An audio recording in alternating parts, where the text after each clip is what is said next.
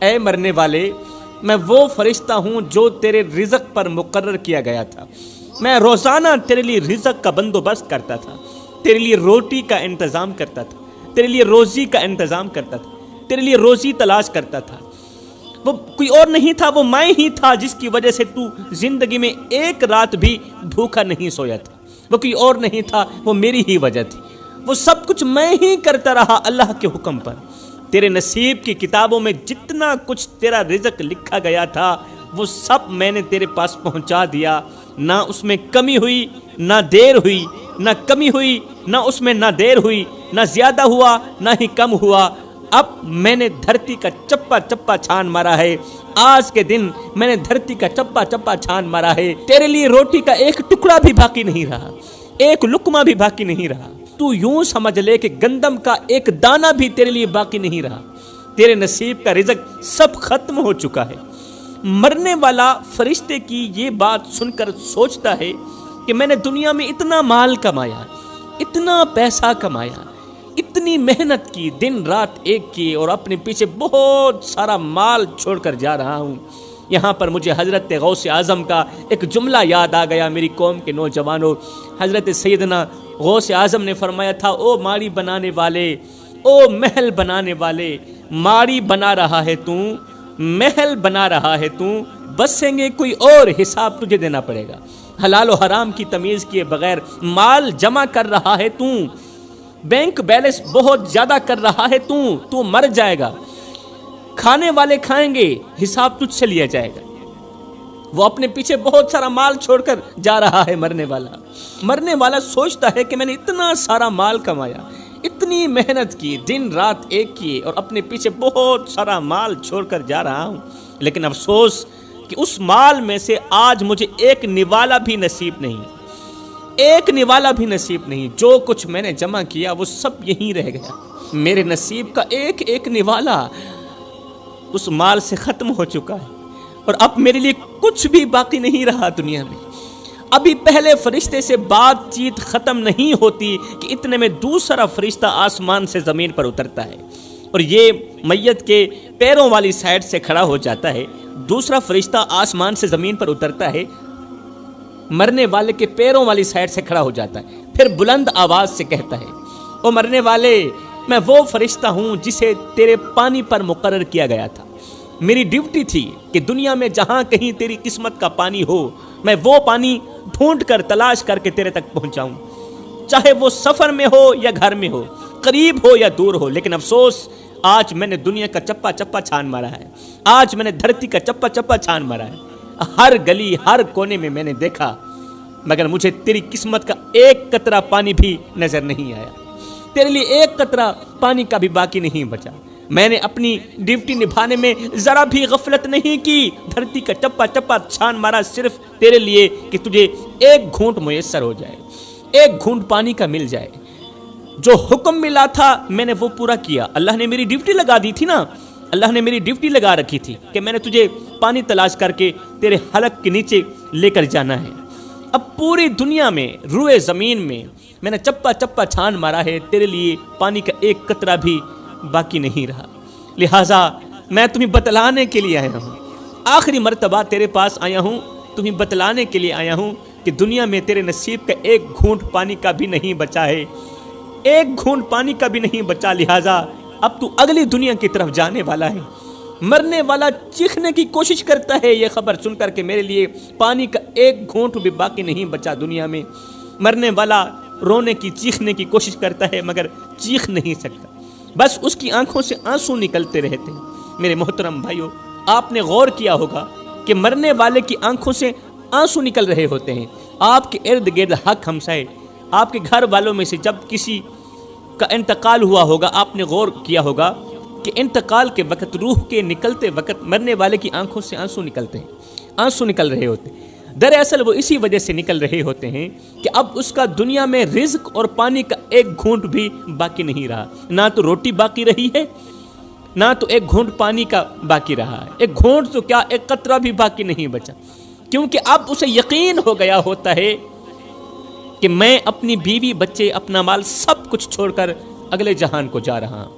اگر وہ مرنے والا نیک ہوتا ہے تو خوشی کا اظہار کرتا ہے موت کے وقت۔ اگر وہ نیک ہوتا ہے، اگر وہ متقی پرہیزگار ہوتا ہے، پانچوں وقت کا نمازی ہوتا ہے، اگر وہ حق بولتا ہے، سچ کا ساتھ دیتا ہے، حق کا ساتھ دیتا ہے، اگر وہ دیندار ہوتا ہے، اگر وہ نیک ہوتا ہے نا مرنے والا، تو موت کے وقت وہ روتا نہیں ہے بلکہ وہ خوشی کا اظہار کرتا ہے، کہتا ہے شکر الحمدللہ، مجھے دنیا کے گھونٹ یا روٹی نوالے کی ضرورت نہیں ہے، مجھے دنیا کا مال نہیں چاہیے، میں نے تو اپنے رب کا دیدار کرنا ہے۔ سبحان اللہ۔ مگر جو گنہگار ہوتا ہے، جو بدکار ہوتا ہے، وہ افسوس کرتا کرتا خود کو ہی اذیت دینے لگتا ہے۔ وہ جب افسوس کرتا ہے تو اس کو تکلیف ملتی ہے، موت کے وقت بھی تکلیف ملتی ہے۔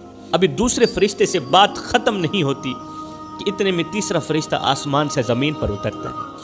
یہ فرشتہ مرنے والے کی دوسری جگہ کھڑا ہو جاتا ہے، دوسری جانب کھڑا ہو جاتا ہے اور بلند آواز سے افسوس کرتا ہوا کہتا ہے، اے مرنے والے، میں وہ فرشتہ ہوں جسے اللہ نے تیری طاقت پر مقرر کیا تھا، میں ہی تھا جو تجھے چلاتا تھا، اللہ نے میری ڈیوٹی لگا رکھی تھی، میں ہی تھا تجھے چلاتا تھا، تجھے پھراتا تھا، تجھے اٹھاتا تھا، تجھے بٹھاتا تھا، اور تیرے اندر قوت اور طاقت بھرتا تھا تاکہ تو اٹھ سکے، تاکہ تو بیٹھ سکے، چل سکے، پھر سکے۔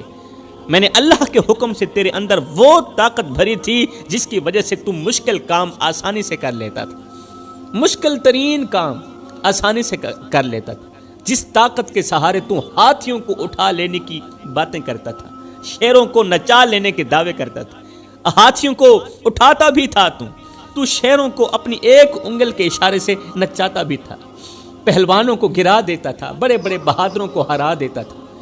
تیری طاقت کے چرچے تھے، تیری قوت کے تذکرے تھے، اور تو اپنے مضبوط بازوؤں پر مان کرتا تھا، تکبر کرتا تھا۔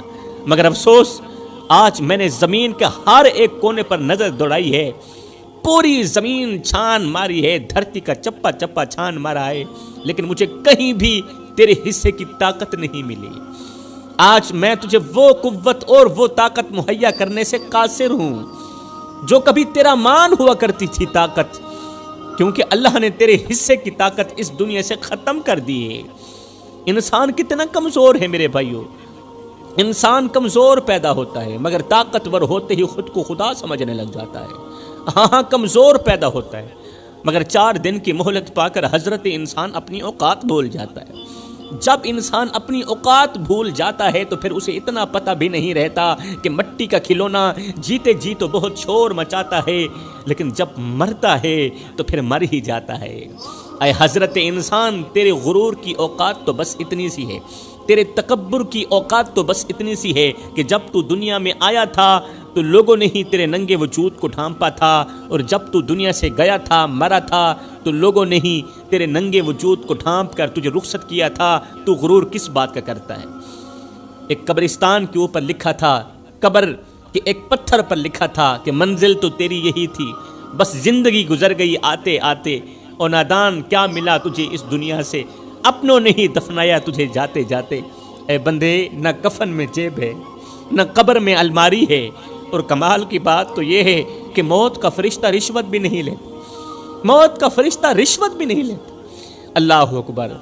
اب اس کے دل پر بوجھ بڑھ جاتا ہے، مرنے والے کے دل پر بوجھ بڑھ جاتا ہے، اور وہ سوچنے لگتا ہے کہ کاش میں نے آج کے اس دن اور اس لمحے کو یاد رکھا ہوتا، کاش میں نے اپنی ساری زندگی غفلت میں نہ گزاری ہوتی، کاش میں نے اپنی طاقت پر مان نہ کیا ہوتا، کاش میرا ذہن اس بات کو مان لیتا کہ ایک دن ایسا آئے گا جب میں بالکل بے جان ہو جاؤں گا۔ مجھے تو اس چیز کا علم بھی نہیں تھا، میں نے زندگی میں کبھی سوچا بھی نہیں تھا کہ میرے ساتھ بھی یہ ہوگا۔ حضرت سیدنا یعقوب علیہ السلام نے فرمایا تھا، اے ملک الموت، اے فرشتے، جب تم میری روح نکالنے کے لیے آنا تو پہلے مجھے بتانا، پہلے مجھے بتانا۔ ملک الموت نے کہا ٹھیک ہے، اے اللہ کے نبی، جب میں آپ کی روح آپ کے جسم سے الگ کرنے کے لیے آؤں گا نا، پہلے میں تمہیں بتاؤں گا کہ میں آ رہا ہوں۔ وقت گزرتا گیا، حضرت یعقوب علیہ السلام کی زندگی کے دن مکمل ہو گئے، جتنا کھانا تھا کھا لیا، جتنا پینا تھا پی لیا، آپ کے نصیب کا رزق ختم ہو گیا۔ اللہ اکبر۔ ایک دن اسرائیل علیہ السلام آ گیا روح نکالنے کے لیے. اللہ کے نبی نے فرمایا اے اسرائیل میں نے تجھے کہا نہیں تھا جب میرے پاس آنا تو پہلے مجھے بتانا, جب میری روح نکالنے کے لیے آنا تو پہلے مجھے خبر دینا, پہلے مجھے خبر دینا.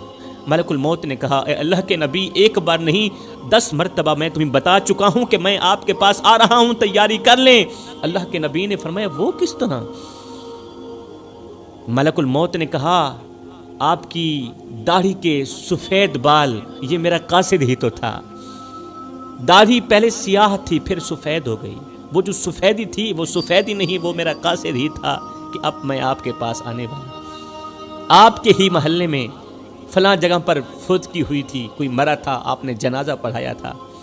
میں صرف ان کو مارنے کے لیے نہیں آیا تھا, آپ کو بتانے کے لیے بھی آیا تھا کہ حضرت آج ان کی باری ہے, کل آپ بھی تیار ہو جائیں. تو مرنے والا سوچتا ہے کہ مجھے تو پتہ بھی نہیں تھا, خبر بھی نہیں تھی کہ میری زندگی میں یہ دن لکھا ہوگا, میرے ساتھ بھی یہ کچھ ہوگا. میرے بھائیوں مرنے والے صرف مرتے نہیں بلکہ وہ ہم پر احسان کر کے بھی جاتے ہیں. اب فرشتہ کہتا ہے او مرنے والے, اللہ تعالیٰ نے مجھے تیری سانس پر مقرر کیا تھا, میری ڈیوٹی تھی کہ میں تیری سانسوں کو سلامت رکھوں, میں تیری چلتی سانسوں کو اور چلانے میں مدد دوں, میں تیری مدد کروں, تجھے سانس مہیا کروں, ایک سانس کے بعد دوسری نئی سانس مہیا کروں. وہ قیمتی سانس جو لاکھوں میں بھی نہیں خرید سکتے, وہ قیمتی سانس جو کروڑوں میں بھی نہیں خریدا جا سکتا, میں تجھے زندگی بھر مفت میں وہ سانس مہیا کرتا رہا جو کروڑوں میں بھی نہیں خریدی جاتی, جو کروڑوں سے بھی بڑھ کر قیمتی ہے. میں وہ سانس اللہ کے حکم سے تجھے مفت میں مہیا کرتا رہا. ہر صبح جو تو جاگتا تھا وہ میری اجازت سے ہی جاگتا تھا, اللہ کے حکم سے. ہر صبح اور ہر نیند کے دوران اور نیند کے وقت جب تو جاگتا تھا, جب تو سوتا تھا, جب تو سانس لیتا تھا نا تو میری ہی اجازت پر لیتا تھا. ہر رات جب تو سوتا تھا میری حفاظت میں سوتا تھا. تیرے سینے میں جو سانس آتی جاتی تھی وہ میرے حکم سے چلتی تھی, اللہ کے دیے گئے حکم پر, وہ میرے ہی حکم سے میں ہی چلا رہا تھا یہ نظام. لیکن آج میں تجھے یہ بتانے آیا ہوں کہ تیرے حصے کی سانسیں پوری ہو چکی ہیں, اب تیرے لیے ایک سانس بھی باقی نہیں رہی. میں صرف اتنا بتانے کے لیے آیا ہوں کہ تیرے لیے ایک سانس بھی باقی نہیں رہی. میں نے تیرے لیے جتنی سانسیں لکھی گئی تھی وہ سب تجھے دنیا میں پوری دے دی ہیں, پوری دے دی ہیں, ڈنڈی نہیں ماری, میں نے تیرے ساتھ دھوکہ نہیں کیا.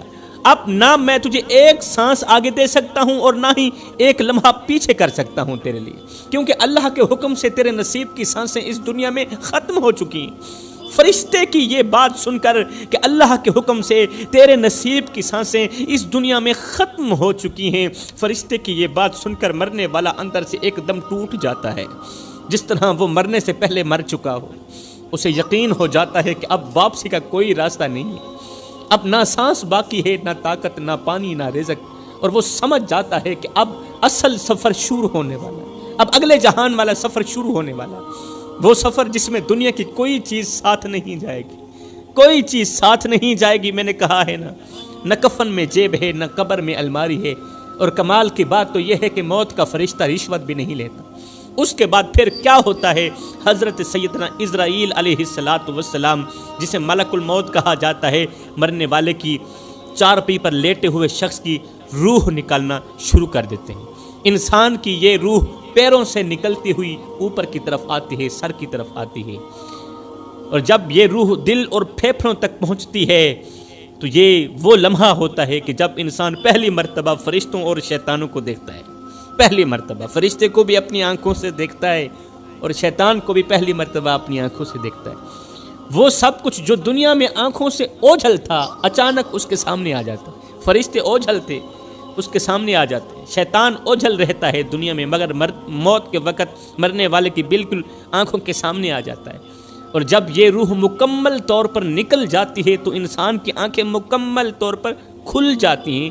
انسان آنکھیں پھاڑ پھاڑ کے آسمان کی طرف دیکھنے لگتا ہے.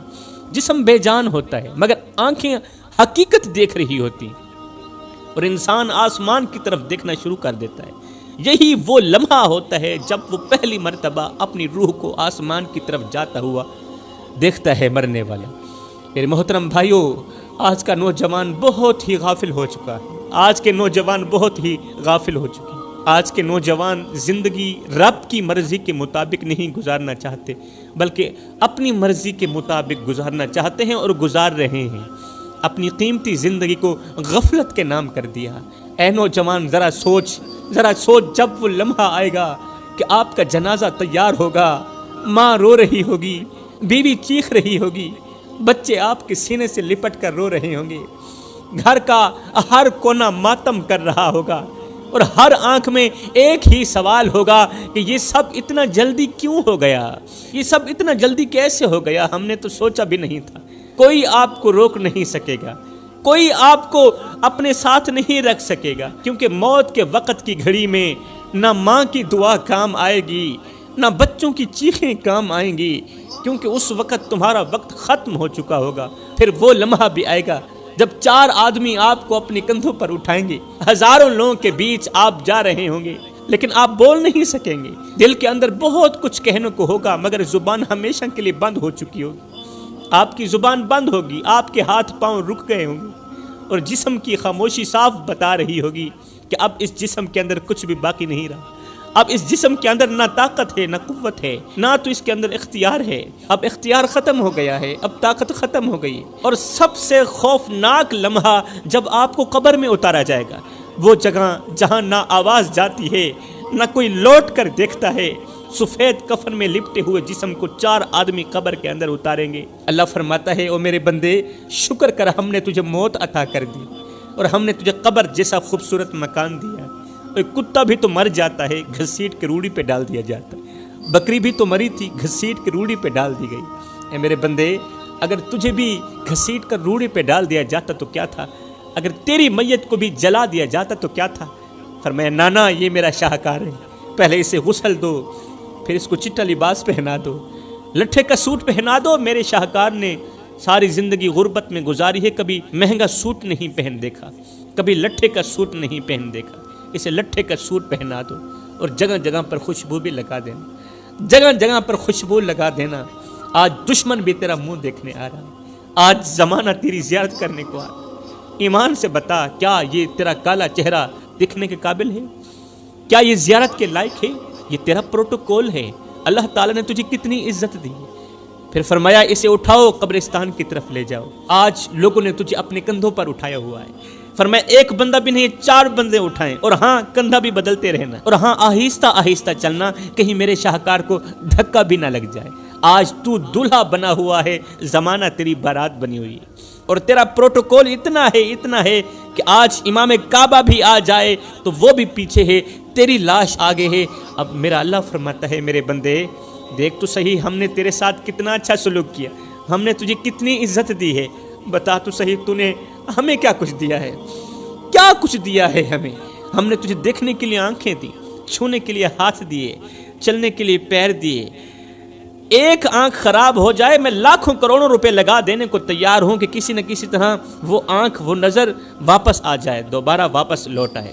اگر دل کا وال خراب ہو جائے تو میں لاکھوں کروڑوں روپے لگا دینے کو تیار ہوں کہ کسی نہ کسی طرح میرا دل ٹھیک ہو جائے۔